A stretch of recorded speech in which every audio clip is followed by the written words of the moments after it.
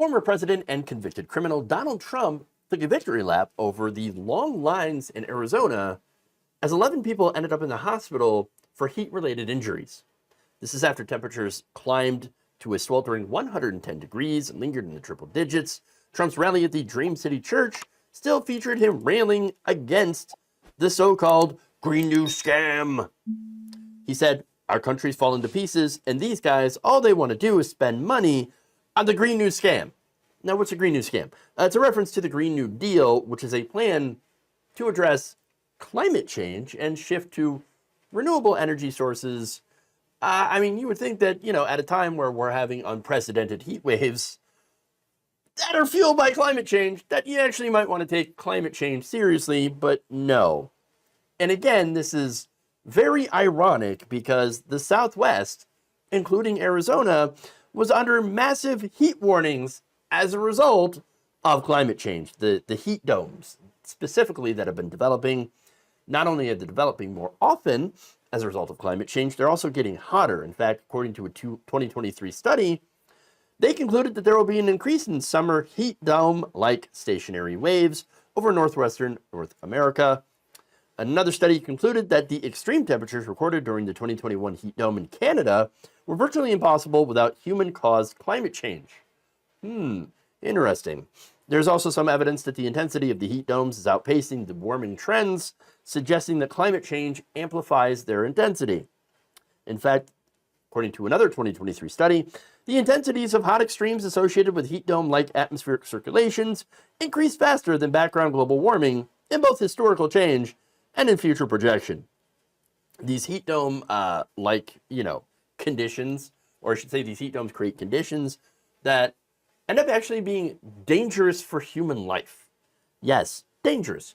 It turns out that human beings are not exactly built for enduring triple-digit temperatures for long periods of time. Specifically, very, very young people and very, very old people.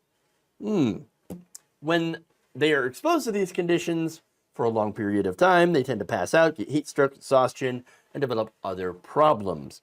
However, even though this was happening literally outside in the line for his rally, Trump was like, it just means that everybody loves me. Here's what Trump's campaign wrote.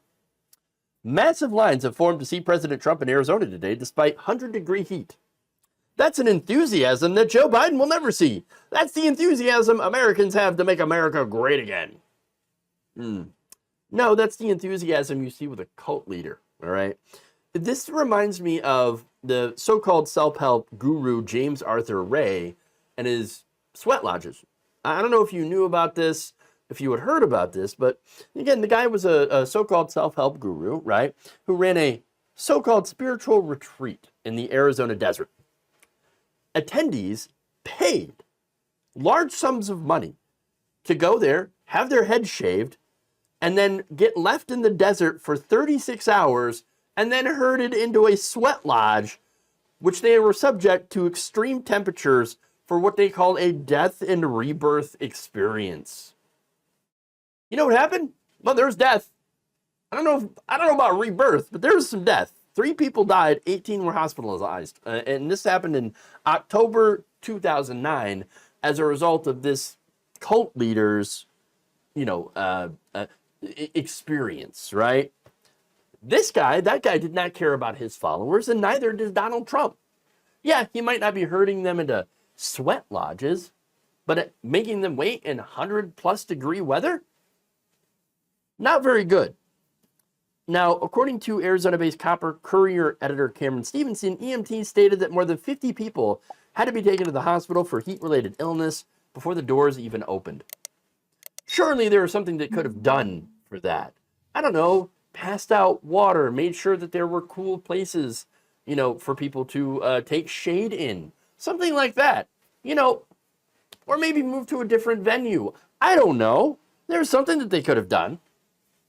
They didn't do it because they don't care, because they would rather, their followers line up and show how just insanely devoted to Donald Trump they really are, dying to own the libs, after all. Look, this is the reason you don't see Biden supporters doing this. okay? They're not in a cult, all right? And I'll be honest, too. Are Democrats really excited about Joe Biden? Not really. Certainly not on the level that Republicans are for Donald Trump, all right? In fact, in 2022, polling found that about 75% of Democrats would rather have had someone other than Joe Biden, okay? And in 2023, nearly 6 in 10 Democratic-aligned adults didn't want to see Joe Biden renominated. Unfortunately, primary results being what they were and what they are, Joe Biden, currently the nominee, we're seeing Biden-Trump rematch. Great. Now, that said, a lot of the people said, look, hey, we'd still vote for Joe Biden over Donald Trump. We might not be excited about him, but I think it's pretty clear that, no, we're not going to vote for Trump. Okay.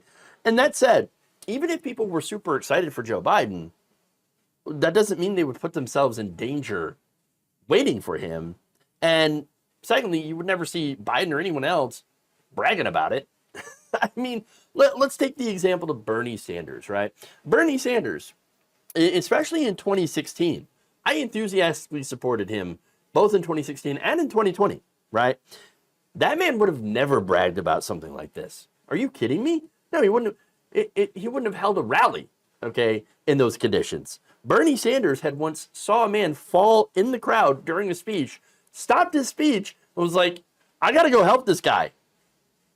It's happened several times, okay, where somebody will, in the crowd, there was also a woman who fainted in the crowd, stopped the speech, made sure that that person got help, okay? And it wasn't because it was doing 100-degree rallies, okay?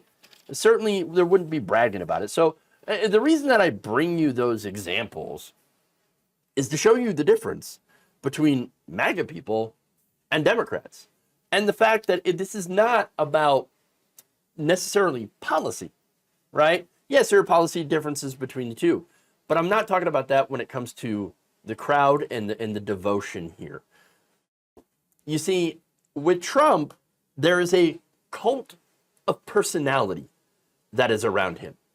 Again, a lot of the other Republicans had that were running against Donald Trump had almost no policy differences between all of them. All right. Whereas on the Democratic side, you did have significant policy differences between people like Bernie Sanders and others. And in fact, Senator Sanders, his plan for Medicare for all, you had people that were like, oh, yeah, no, Medicare for all. Yeah, totally. Yes, I have now evolved on that issue. No, they didn't. They didn't actually mean it and were not actually for it. That said, you did have some of them change some of those policy positions because they're popular within the party. The policy positions of Trump, again, a lot of them very popular within the Republican Party, and Republicans had already matched them. They had literally no difference. The thing is that they didn't have, these other Republicans did not have a cult of personality that surrounds them. And that is, again, the difference, right? Trump clearly feeds into it, obviously, and does so at the cost of the safety of his own supporters. And this is a clear-cut example of that in action. Thank you for watching. If you enjoyed this video, please like, share, subscribe, hit the bell icon in order to get notified whenever a new video is released. And if you want to support independent, progressive media through this difficult time where it seems like everybody is shutting down, you can become a member on our YouTube page, you can become a subscriber on Facebook, or you can go to my Patreon. It's patreon.com/Jeff Waldorf. Thank you.